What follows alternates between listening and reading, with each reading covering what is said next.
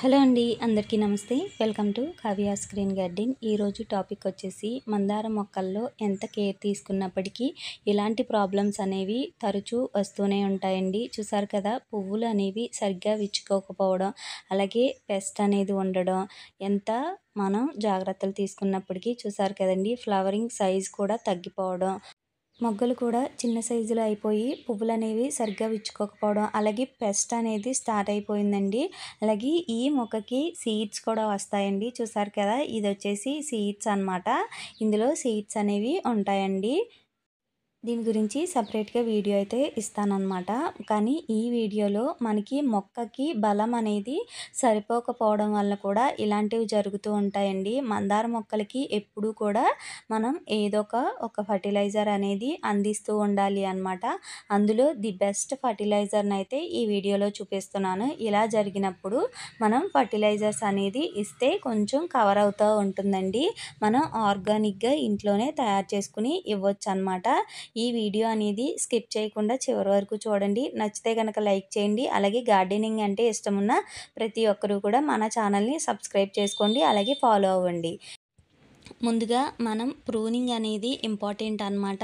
ఏవైతే పెస్ట్ అయితే ఉన్నాయో అవన్నీ కూడా ప్రూన్ చేసుకోవాలండి. మరి సమ్మర్లో ఏంటంటే హార్డ్ ప్రూన్ అయితే చేయకూడదు అన్నమాట. ఎప్పుడు కూడా మొత్తం ఆకులన్నీ తీసేయడం, కొమ్మలన్నీ తీసేయడం అలాంటివి ఎప్పుడు కూడా చేయకూడదండి. హార్డ్ ప్రూన్ చేసాము అంటే సమ్మర్లో మొక్క అనేది చనిపోయే అవకాశాలు ఎక్కువగా ఉంటాయన్నమాట. ఏదైతే పెస్ట్ వచ్చిందో అక్కడి వరకు మాత్రమే తీసుకోవాలండి. చిన్న చిన్నగా ఆకులు మీరు చూడొచ్చు, మొక్క అంతా కూడా హెల్తీగానే ఉంది, కానీ పువ్వుల దగ్గర మాత్రం పెద్ద సైజులో లేవు. అలాగే పువ్వులకి మాత్రం ఏదో పెస్ట్ వచ్చినట్లుగా చిన్న సైజులో అయితే అయిపోయాయి. అలాంటప్పుడు ఈ మొగ్గ ఏదైతే ఉందో అక్కడ వరకు కూడా తుంచేసుకోండి. మొత్తం ఏదైతే మొగ్గలు మిగిలిన కొమ్మలకి కూడా ఉన్నాయో అవి కూడా ఇలా తుంచేసుకున్న తర్వాత మీరు ఫర్టిలైజర్ అయితే తయారు చేసుకోవాలి అండి. అలాగే ఎండ విషయంలో కూడా జాగ్రత్తలు అయితే పాటించాలి అండి. మరీ ఎక్కువగా సన్లైట్ అనేది తగలడం వల్ల కూడా ఇలాంటి ప్రాబ్లమ్స్ అనేవి వచ్చి మొక్కలు అనేది డీహైడ్రేషన్ అయిపోయి మొక్కలు చనిపోయే అవకాశాలు కూడా ఉంటాయి అన్నమాట. మొక్క ఆకులు అన్నీ కూడా హెల్తీగానే ఉన్నాయి, కానీ ఫ్లవరింగ్ అనేది సరిగ్గా లేదు. కాబట్టి మనం ఈ ఫర్టిలైజర్ని అయితే అందిస్తున్నాం అన్నమాట. దీనికి కావాల్సినవి ఆనియన్ పీల్స్ అండి. ఆనియన్ పీల్స్ అనేవి ఇంట్లో అవైలబుల్గానే ఉంటాయి కదా. మనం కర్రీ చేసిన తర్వాత వాటిని మనం ఇలా వాటర్లో అయితే నానబెట్టేసుకోవాలి అన్నమాట. ఒక 2 డేస్ పాటు ఇలా నానబెట్టుకుంటే మనకి ఇలా అయితే అయిపోతాయండి.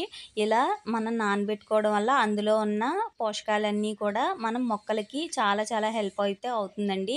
ఇలా ఏవైతే ఆనియన్స్ పీల్స్ ఉన్నాయో వాటన్నిటిని కూడా సెపరేట్ చేసుకుని ఏదైతే వాటర్ ఉందో ఆ వాటర్ని మాత్రమే మనం తీసుకోవాలి అన్నమాట. ఎప్పుడు కూడా ఏ మొక్కలకైనా కానీ ఈ ఫర్టిలైజర్ అనేది చాలా బాగా పనిచేస్తుందండి. అలాగే మంచి కలర్లో కూడా వస్తాయన్నమాట ఆనియన్ పీల్ వాటర్ ఇవ్వడం వల్ల. అలాగే ఏ ఫర్టిలైజర్స్ ఇచ్చినా కానీ మొక్కలకి వాటర్ అనేది తప్పకుండా మిక్స్ చేసుకునే ఇవ్వాలండి. ఇప్పుడు ఇలా డైరెక్ట్గా అయితే మొక్కలకి ఇచ్చినా కానీ ప్రాబ్లం అయిపోతుందన్నమాట.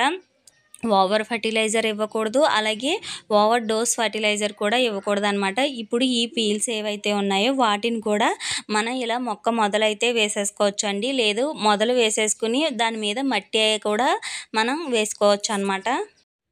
ఇప్పుడు ఈ ఫర్టిలైజర్ అయితే ఉంది కదండి, ఈ ఫర్టిలైజర్ని ఏం చేయాలి అంటే వాటర్లో మిక్స్ చేసుకోవాలి అన్నమాట.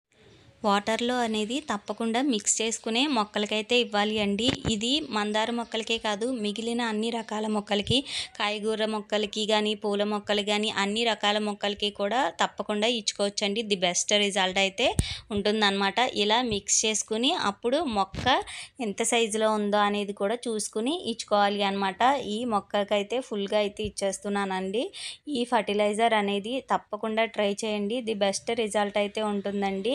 మిగిలిన మొక్కలకు కూడా ఈ ఫర్టిలైజర్ అయితే అందించుకోవచ్చు అన్నమాట. ఈ వీడియో కనుక నచ్చితే లైక్ చేయండి, అలాగే మన ఛానల్ని సబ్స్క్రైబ్ చేసుకోండి. గార్డెనింగ్ అంటే ఇష్టమున్న ప్రతి ఒక్కరూ మనల్ని ఫాలో అవ్వండి. Please like and subscribe my channel.